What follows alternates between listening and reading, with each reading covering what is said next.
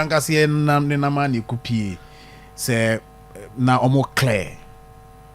ewura wo ho eye sign e de mfoni de twatre adwuma na ahyase no on say 87.9 for about 16 years no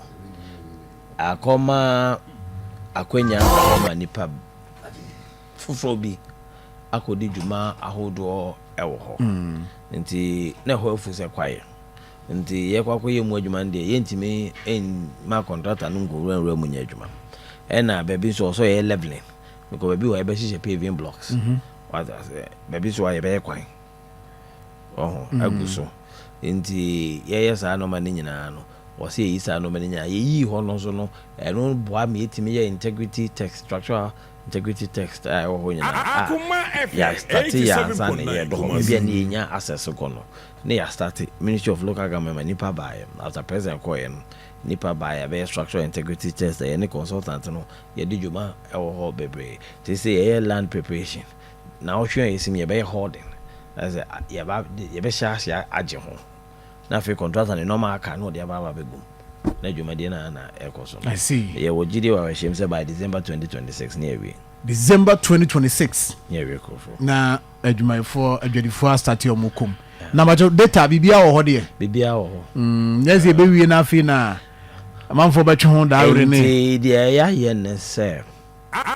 nipa ye register wo and the number of sources be available no be be catch okay nti ye dru baby ye won se ye dru level a hade ye wia afi be mamanfo nya konya ba pepe wow already my who how ho besia ye ne mampani bota ye park se ne se o se di Krofrom no e di bronya 2026 ewa oh okay nti ye be ye ne search that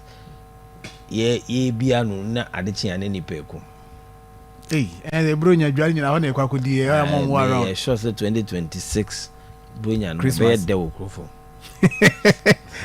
I see na okay Krofrom you know me very optimistic is a present bahawi no mama bankai me could do 4 days for and already I started some of the releases for the Krofrom Market okay sikani be started ba contractors omo no I understand on me 8 contractors on me 8 ana sa so Krofrom Market na open ai into the German